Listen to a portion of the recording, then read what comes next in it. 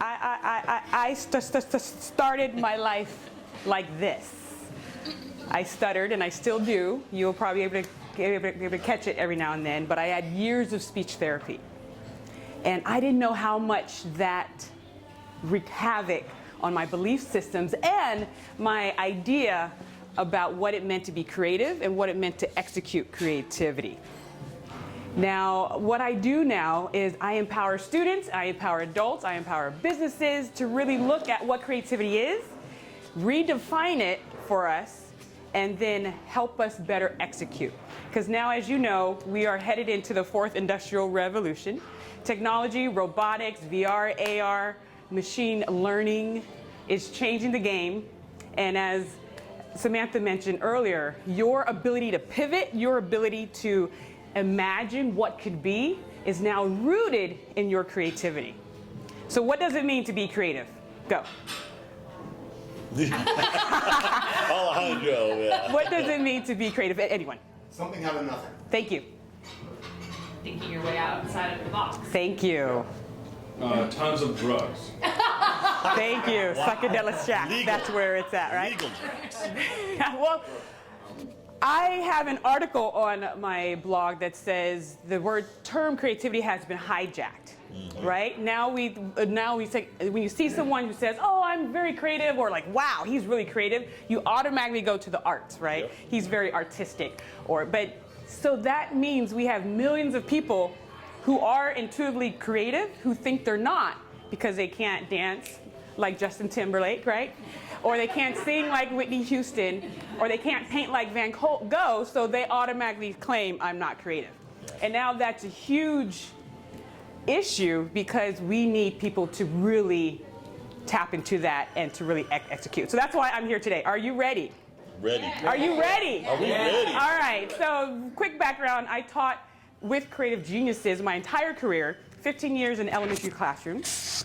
And as you know, some research came out a while back where they went to NASA and NASA asked for a test to find their most creative engineers and scientists so they could put them on the hardest problems. They did the test with NASA, they found their best people, so they decided to do it with kindergartners. 98% of those kindergartners operated at the creative genius. They said, hey, let's keep it going. They tested them as 10-year-olds. Only 30% now are operating. And then they tested them at 15 years old, and 12%. They looked at adults, different group now. They just went like 230,000 adults. What percentage were operating at their creative genius now? Guess. 1 or 2%. 2%. 2%. So, and there's a great quote that I read.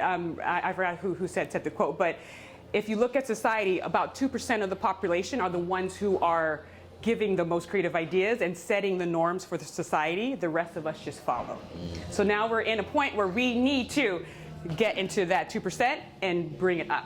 So I, because I teach kids, I have activities for us. And then I do have a handout for you, but I don't want to give it to you because I want you to really focus. So the first one is belief.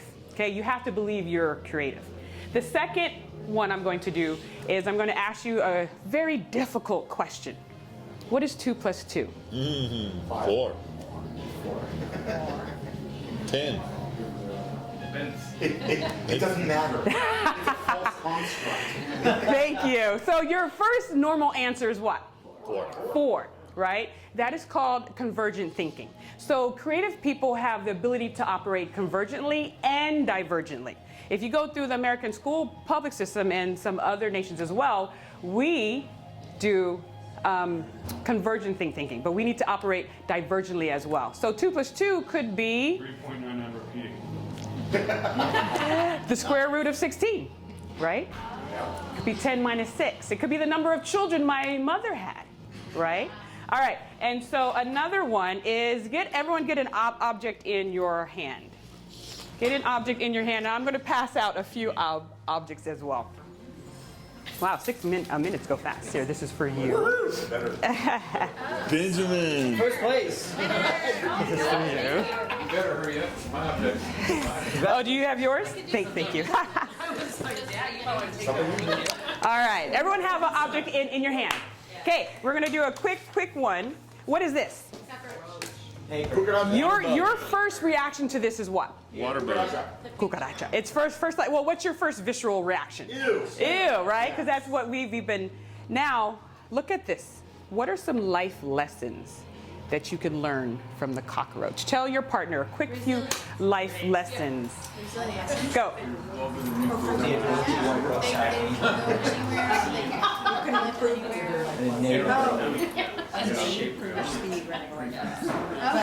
All right, and stop.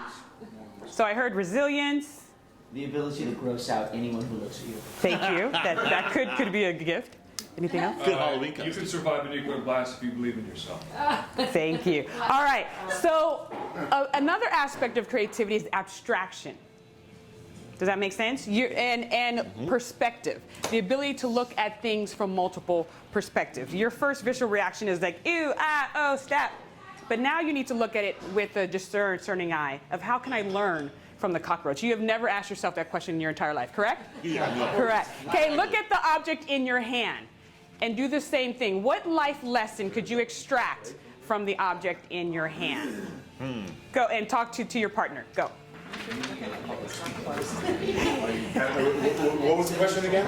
What life lesson could you learn from the object in your hand? Microphone. What can you learn from the Removable top. That I can speak. That I can speak to a whole bunch of people. voice? Yeah, Leslie. Yeah. There you go, sir. Then I don't need it. Martha, you don't need it either. Yeah. You There you go. How are you? Good to see you.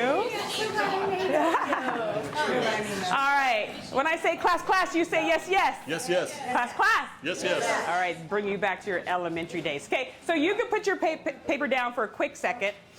I just need two hands really quick. What life lessons could you extract from the item in your hand? Who wants to share really quick? Hold on for dear life. Holding on for dear life. Yeah. Yes, sir? I wish I could keep cold things cold and hot things hot. The regulation of temperature. Yes, sir? Sentimental and personal value far exceeds material value. Thank you. Anyone? Very cool. Don't be afraid to pivot Right. to new things. Say that again. Don't be afraid to pivot to new things, new ideas. Wow. Where'd that come from? Okay, so everyone say concreteness. Concreteness. Okay, or basically concrete. Everyone say functional. Functional. And everyone say abstract. Abstract. Those are the different levels. So now we're using items, but in your life, you're going to use situations, you're going to use economy, you're going to use people to look at them from these different creative levels. So concrete, it's hard, right? Right? And then there's holes there. So what can I think about that? Functional, what's the function of this item? Microphone captures your voice. Okay, right? We can use this to empower young kids to what? Project. Speak. Oh, right. And then what is the abstract nature of this item? It could be a bedpost, it could be a... Or that's concrete or functional. The essence of the item. So when I say abstract, when you think of the essence of something, Old, strong. right? The spherical nature. So there's so many different ways. Does that make and there's your divergent thinking, right? There's not one right answer. And once again, I apologize from the K-12 system of converging your kids and not really giving them ample opportunities to diverge. So there's so many more activities and constructs. And if you look at the list on your handout, these are the areas that we really dive into. I'm writing a book called Create and Grow Rich, How Your Creative Health Affects Your Financial Wealth. This is my first book talking about coming up from $100,000 worth of debt, but how I realized that my creative powers were affecting my financial situation. Does that make sense? So that's there. There's one chapter on creativity. The rest is about money and stuff. And so you guys have homework, because I am a teacher. You need to draw whatever you see from here. Turn these 3 lines into whatever you see. And if you remember, you can bring it back next week and share, or take a picture and share on the Facebook page, or however you want to do that. Let's do it. All right? And you'd be amazed. And copy it and give it to your kids or whatever. You'd be surprised. Like, I have seen craziness, and we all started with the same 3 lines. That's what creativity is about. Thank you. Awesome. Woo! See, I told you. Isn't she going to be great? You get first place. Oh, thank you. Oh, yes, I do. Yeah, my husband will be like, you win a microphone. You win, you win. You win a suction cup. Concreteness. I'm keeping it. Wow, you took it out of there. Look at you. Okay. So, you all know the drill. Yeah. You all know the drill. We get up to 20 minutes of Q&A time with Genein now, right? So, just about everything is on the table, just about. Here's our microphone for your question. And Benjamin had his hand up first. You just call me Ben. Ben. Unless you're really mad at me. Ben had his hand up first. Ben Fold 5. So when you were here last week, that's why I wanted to call you Ben Fold 5. It's like, Ben Fold 5. man. I've been called every. Yeah, I'm sure. You know, Just don't call me late to dinner, right? So glad you made it. Yay. All right, here we go. Here. 20 minutes. Hi, I'm Ben. Thanks so much for coming in this morning. I spent several years in the classroom myself. My first question, what grades did you teach? I have been blessed to see actually the entire pipeline. I started my career from kindergarten to 5th grade. I started 3 years in 3rd grade, and then I did the music program and integrated the arts. Cool. Kindergarten through 5th grade. I started a non-profit that I talk about in there when I saw my kids graduating into a conveyor of debt. That's 6th grade through 12th grade of my nonprofit. Wow. And then I taught arts integration at CSUN. So that's adult. So in 1 week, I had a 4-year-old and a 64-year-old in the same week. So I really had a great perspective. It's pretty incredible. That's fun. I have a question about this lovely book that thanks. has been on display during your time. Can you talk about a bit about what the content of this book and how it's related to the speech that we were just given? Sure. I, like most of us, just looked at creativity as like the arts. Like, oh, you're very creative. You're a great drawer. And then once I realized it was more than just the arts, our ability to think creatively is really dictating how we're running through the world. But this was really born from my own financial illiteracy. Even though I have a degree from UCLA, is that a Trojan shirt? Fight on. Okay, I'll let that slide. So even though I have a degree from UCLA and I'm termed played by the rules and did everything the right way, I found myself as a 30-year-old with a negative $50,000 net worth, and I didn't even know what the definition of net worth was. So I thought it was an injustice that we keep graduating our kids into adult life without giving them this basic information. So once those of you who are operating in full creativity, you know that you're supposed to produce and not really let people's opinions stop you. So I was very vulnerable with this and showed all of my numbers, showed my income, showed my debt. And then I also showed how I started utilizing my creative gifts to deal with the finances. So I think another issue that this K-12 system has is we say, here are the standards. We don't ask the kids, what are your gifts and how could you formulate that possibly into entrepreneurial pursuits. Not everyone's meant to be an entrepreneur, but everyone is meant to think like an entrepreneur because entrepreneurs solve problems. That's basically what they do. But to know how to market, to know how to do the financial aspect, to know how to communicate and network. I'm learning right now, networking is a big part. Resources. So teaching the kids how to capitalize on their resources. So the network resources, the creative gift resources, and the knowledge base. But the school system just gives the knowledge base and nothing else. And so yeah, that's the story. So you hear stories of, and I'm a storyteller. To work with kids, you have to know how to tell stories. Thank you. Yeah.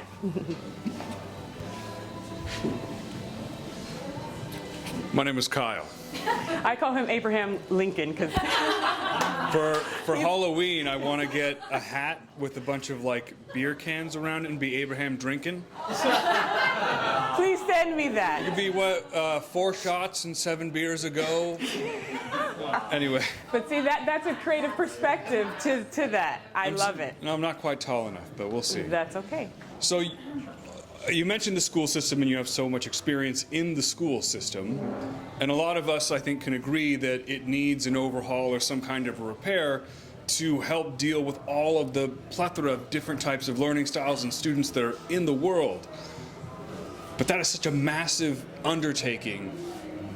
If you were going to start that, what needs to change in the school system to better support our future students? That's a great question. I worked in the LAUSD area. LAUSD and New York school systems are the two largest school systems in the nation. And so I call LAUSD the Titanic. Like, we see the iceberg, but we're too big to turn quickly. And as you know, every year, once again, we keep graduating kids and they don't have these essential skills. So one of my options, or one of my solutions, is integration. That's what I do. So in my business that I'm currently forming, it's saying, okay, teachers, you're on the front lines. You have to teach subtracting across zeros, right? That's a standard. First grade, second grade, how to subtract across zeros. Why not bring, instead of Susie had 3 cupcakes or whatever, say Susie started a business and Susie needs to market. The subtracting across zeros standard is still there, but now subconsciously Susie's looking at other things. So we keep having these questions about cupcakes and stuff, which is bad wellness and diet, information. Like, how many questions do we need about cookies and cupcakes? Put more situational things in there so the kids are learning these other skills while they're learning the standards. History, big, thing of just how can we better integrate these concepts? Creativity thinking can be integrated anywhere. How do I connect the unconnected? How do I look at perspectives? And all of those are right here. The tools of creative body thinking. Like, whatever your company is, whatever that tagline is, how are you going to communicate that to me? Through dance. Go. Now you have to take a step back and really think of the essence of your tagline. And now you need, so these are the intelligences that we're not giving our kids a chance to explore. And we're losing so much depthness without allowing the kids to explore multiple entryways into the curriculum. It's not that hard. Yeah. Yes. Oh, and just because a ship is large doesn't mean it can't turn quickly. You just need to install thrusters on the bottom, pointing outwards, and it'll do a 360 no problem. So let's do the thrusters then. What is the thrusters better like? engineering. See, and I can hear how people are speaking and see their creative level. So the fact that he took the ship, his imagination, the best nation to live in, the imagination. Don't forget, creativity is the most powerful force in business now. But that's when I first met you, I saw that. I saw the way that you were thinking, the way that you spoke to me, and how your brain connected different areas, and that's why you're my Abraham Lincoln. Because, so yeah. Okay. I will speak as kind of a large ship in the room with a fair amount of inertia through my life. One thing that I have found, and it's been a very long lesson, just coming from the years, creativity for me has come from the result of I've stopped trying. Okay. Okay? When I turn around and try, everything just seizes up. Okay? I find that if I just kind of throw that off, the creativity happens. Mm-hmm. Okay? Because then I get to have perspective. And I get to have all these things. It's like, oh, gee, I can use that to do this and take care of that. And all of a sudden, things just start to gel. It's how I met my wife, for example. I stopped looking. Okay? It's how I found several careers that I've had. I stopped looking because it just kind of happens. Mm-hmm. And what all of this is making me think of is, and this could be a question or a statement, all of what I've said, is if we subscribe to certain concrete constructs, okay, concrete ones, are we suppressing that creativity? Are we suppressing that, let me find a word on your sheet here, the perspective, the curiosity, okay? Mm-hmm. Are we creating the 2%, and the other 99% is just, 98%, bad math, is just, drones, existing day to day, okay? So does that mean we should remove the concrete or or suppress it a little bit so that people can naturally create? Well, there's different elements there, and that's why I started with the statement, the belief statement, for us to start saying, I am creative. Because, as you know, the foundational, the vehicle that we ride on is our belief system, which starts from zero. So the concrete level is just one level. It's not better or less. It's just the beginning level. And for us to really step back and look at it from multiple levels is key. But one of the workshops that I do is the fear aspect. And we don't really take a time to analyze, why am I not courageous in sharing my ideas? You know, like I said, my stuttering, I thought my ideas were not good because I could not communicate them well. And I always grew up with a MacGyver mind. You remember that show, MacGyver, and he could make a bomb out of a pencil, a notebook, and right? And an avocado. Yes, an avocado, seriously. And I grew up doing that, and my imagination was so great, but because I couldn't communicate them well, I thought I was stupid. You know, and once I realized, wait, I can think, now people come to me all the time, Genein, what do you think about this? I'm like, because your brain, one of the levels here is the 13, which is critical in business, synthesizing all of your information, all of the workshops you've been to, the books, the people. Your brain needs to bring everything together to develop your next product or your next, whatever you're called to develop. Hence the stopping of trying. Because if you try too hard, you end up focusing on one aspect, and to the detriment of the others potentially. And that that's what it's a technique that I have learned. It's not anything unique to me, but take a step back, take a breath, find the larger issue. Yes, yes, and just and go for it, because as we go for it, we learn along the way, and that's more information to synthesize for your next product. Who wants it? Yeah, so let's raise our hand. Hello. Hola. So I really think that your message is incredibly powerful, and really everybody in the entire world should be hearing what you have to say, and everybody in the world you should be a household name. You should be like an Oprah. I received that. And to that end, I ask this question from time to time, and I think I asked it of you too, and you spoke.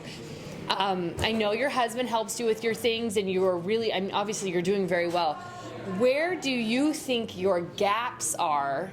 Where do you think you need either further assistance or to build out further infrastructure to really turn this into something that is a global presence? Because again, I think that you should be, and I think that we all, when we're starting our businesses, we have those gaps. We can't be everything and all things. As creative as we want to be, there are limitations to what we can actually achieve in a day. So where would you say your gaps are in growing the infrastructure and growing your business? Well, I just left the classroom in June, so I'm still an infant when it comes to entrepreneurship. And there's a lot I don't know. Meeting her was a great step in the right direction. The systems, we were talking about systems earlier. So I'm the type of, I can do it all. I can video, I can edit, I can speak to people. I'm learning how to speak better. And I just hired an assistant. That's a big step. Yeah, and it's because I'm coming to the mindset that I can't do it all. There's only 24 hours a day. I just had a baby last year. So that's, it's still there a little bit. but you know that adds another element to life. Yeah. And so I have so many good ideas. I have the next book, Create and Grow Rich. I have I can show you everything. It's just, how do I systemize it to get everything done? So I think that's a huge issue. I just got pulled onto Premier Speakers. Have you heard of Premier Speakers? I just spoke to him yesterday, so that's going to help. But now I'm just sending out my books and just trying to pitch ideas, writing things and sending them to magazines. I'm just trying to get out there the best I can with my assistant and and trying to network. So I'm still, sometimes I feel like I'm in the dark. I have something really good, but I'm kind of doing this right now. But I'm also a person of faith, and I feel that God will be setting things up as long as I do my part as well, and just leaning on to whoever, I'm trying to speak. I speak faith-based, but I also speak to schools as well and organizations as well. So, did that kind of... So processes and systems and human infrastructure maybe, or places where you could benefit to grow, like assistants and Yes, because virtual I'm doing the assistants. online courses, and so I'm building that. And then, like I mentioned to you, like doing summits. So I can put on events. I ran the drama club program at my school for years. I know how to rock events. I know how to do all this, but it's just one person trying to do all of it. So that's where I'm kind of. That's why I was saying I want to know, because I feel like you should be, on the global stage, but guaranteed Oprah has, how many people on that payroll, you know what I mean, filling all the things, and doing things that she herself could do, but she's choosing to use her higher abilities, right? So that creativity at that higher level. So building that team building out, that but with limited resources. So what does that look like? Yeah. That's the problem solving. So interesting, because my question was related to what she was saying. When your brand is creativity, but you need systems and processes to amplify and grow your business, how do you reconcile those things in your own mind and make the decision of what systems and processes to put in place? It's just learning, because what my assistant Monica, who was my third grade student, by the way, it was weird. I met her at 6 years old. She was writing essays at 6 years old, and I was like, you're cool. And now she's 21 or 22. She turns 21 this year. But she's that thinker. She's the doer and the systems person. But she looked at me and was like, I need to be doing this because you need to be creating. Yeah. And once she said that, the light bulb went off, because that's where I'm. The ideas and the curriculum and the network, the connecting to the right people. I'm on the National Board of DonorsChoose.org with the CEO of LinkedIn and Stephen Colbert. Like, I have a really good network that people are telling me I'm not accessing correctly. So what does that look like? But I did give my book to the people on the board, and Jonathan Alter, I don't know if you know him, but he wrote the Obama book and Roosevelt book, 2-time New York bestselling Times author, and I just gave it to him, but he actually read it. I'm like, oh, you read my book? Because they said, oh, thanks, and whatever. But he was like, he said there's a lot of Susan Orman wannabes, but your stories are relatable. And he said, your book is terrific, so I'm going to use that as a testimony and share it. But I think that's what people are saying is, there's people doing this, but no one's sharing that they rode a 1999 Nissan Sentra that looked like it had leprosy on the hood, in order to pay off their debt. People can relate to that. And so the fact that I'm vulnerable, like, here's what happened to me. I don't care what you think, but here's what happened, and I still did it. And the main point I'm telling people is your money problems and your debt can really affect your ability to show up in the world. And we need to get the money issue out the way so you can be your best creative self. Yes. I just want to, because I've also read your book, and I think that he's right. Your stories are really relatable, and this is just the beginning of your message, but I'm really excited that you put it into a format that can be shared like this, because that is an example of you taking the creativity and then getting the systems and processes that can help you monetize your message, right? So you're already doing pieces of it, so I just wanted to commend you for how far you've actually come, even though it feels like you're just at the beginning, right? My life was ran by bells, when you think about that. Yeah. In the school system, like, go to the bathroom now, go eat lunch. And now there are no bells. My question is about the schools. Have you run into pushback in trying to implement something more creative? Do you find that teachers are creative, or they tend to not be and follow systems and structure? And what do you do? How do you institute this into an institution like a school district? Well, I think I'm in a unique position because I'm not, a corporate person saying, you guys need to do this. I'm not from the outside. I'm on the inside. And sometimes to really shake or disrupt the system, it's cool to be on the inside, gain credibility, because I have credibility. I'm a nationally award-winning educator. I've been teaching in the classroom, so I'm not like an outside person, and teaching for a long time. I didn't do like 2 years, and now I'm out, traveling world speaking. I did 15 years. Sounds like a jail sentence. I know. But I donated, 15 years of doing work for the betterment of that And I'm trying not to be that. I'm trying to say, hey, let's do this together and let's show the importance and PwC really opened my eyes because I was starting to read their research and they brought me on as a consultant. And they brought a life-size robot to my classroom for the kids and drones and stuff. And we worked with the kids, but I'm standing there like, wow, this is really going to affect their future. Like drones will be delivering everything, by the time they're my age. My son met the robot that they brought. And I'm like, when he's my age, this will be normal. He will probably have his own life-size robot doing things. And so that realization is making me say, okay, how do I strategically do this? Because I don't want to be the school system is horrible. I want to be like, hey guys, let's change together. So that's why I have to watch my message, right? And say, how do we work together? Parents and teachers don't understand the huge power effect we have over our kids. 0 through 12 is their belief system formation stage. So if we keep saying, in fact, I'm writing a blog called The Sky is Not Blue. Because the sky is not blue, right? You see it's blue, but when my son stares out the window at 5, the sky is not blue. It's orangish yellow. One time it was like purplish red, and I have pictures of this. So when I sent him to kindergarten and I saw this happen to a friend, the teacher wrote, please use appropriate colors, check minus, to a 5-year-old who's been in school for 10 days. That's the first chip away from his creativity. So when I tell my son color the sky blue, I'm actually putting him in defense with his reality, with his perception of he now doesn't believe his sensory information. Because you can only color the sky blue no matter what, even though you've experienced the sky so many colors. Does that make sense? And so I have a picture of that because I'm going to blog it out and do a video and everything. Make sure you check it out. Because we need to start being very careful of what we tell our children because it's breaking their creativity week by week. And there's your 2% by 30 years old. Okay. We'll get Leslie.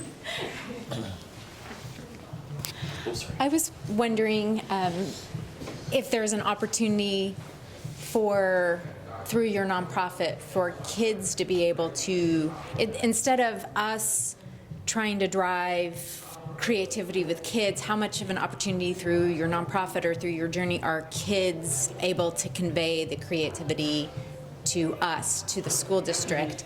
And I'm kind of going through that pathway just from my experience. When I was growing up, it was very concrete, very directional, and it wasn't until I stayed home with my children when they were little that I'm like, you know what? I'm not going to take you on a walk. Here's your tricycle, and here's your bucket, and you take me on a walk. And it was through my time as a stay-at-home mom that I said, I learned patience, but I didn't learn my creativity until I stayed at home with my kids, and they taught me how to be creative. So how are kids teaching us how to be creative, and how are you able to take that into the school district? That's a great question because there's another chapter I'm going to write called Ego is the Enemy of Creativity, and will adults allow themselves to be taught by kids? Because normally in the classroom, like, okay, I'm the sage on the stage, and I've seen many instances where a child or student has challenged the position of the teacher and they get cut down. It wasn't a discussion. It was like, you're trying to make me look bad. So this, once again, we keep doing that. We're teaching the child conform to the rules and don't challenge anything outside of what I give you. So I love that idea because it shows the kids that, number one, they're empowered, right, to contribute. And it shows them that we're always in the learner position, right? So with that, how am I going to use I just share it through videos. I create a safe space. You know, you have to talk about culture within your own business. What does that look like? Are you guys creating a culture of creativity in where you are? Do people have the opportunity and the freedom to speak up against or with the whoever is in charge? So, Rob's alarm. Oh, okay. Oh, Rob, your alarm's going. And so I was telling Samantha earlier that my husband and I were trying to have a baby when I was like 35, but he didn't come till I was like 38 or 39. And I think he came at the right time as I'm deep into the research of creativity, because now I have a case study in my own house. Right? And even yesterday, my husband was trying to twirl, because he likes to twist things, like a top. And he was doing that with the pumpkin, but the stem was at top and it wasn't going very fast. And Sean, my child, just turned it on its side and twisted it and it went forever. And Shane, my husband, was like, I didn't think to do that, But that's a perfect example. That when I give Sean, the baby, a new thing, he's everywhere looking, and I tell people just to stand back. Do not, when you give something new to a child, do not show them how to use it. You just give it to them and stand back. Because if we show them 2 ways to use it, they won't go beyond those two ways. So right now, to answer your question, I'm kind of taking what the kids are doing and trying to put it in a way that adults will see. But yeah, as of right now, that's all I have, unless we're going to do like a childhood museum and have adults come in and watch the kids, interact. But it may have to come to that once adults really understand how important this is. I love it. All right. So, our last question of the day. This is fun. Thank you so much. I know. Time flies. It does. How can we as a community help you? Well, thank you for supporting me and being here, and thank you for working on your own creativity and taking a step back and being realistic about where you are and where you need to grow. Once again, I would love any testimonials. Number one, that's probably the easiest thing.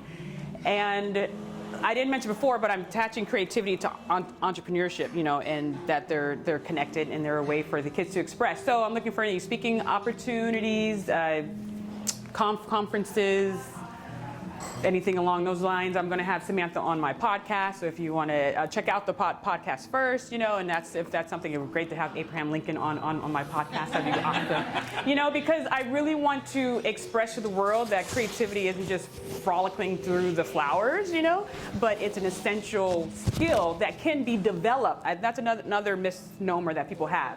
You're either born with it or you're not. And we all have it, but I'm not going to give you a typewriter and say, be an excellent typist, and then you go off and do something else. No, you have to work at typing to increase that skill. Creativity is the same way. So really just getting the message out that it's a serious thing. We need to develop it. We can develop it, and we can get everyone on board to develop it together. Awesome. All right, cool. Thank you. Thank you.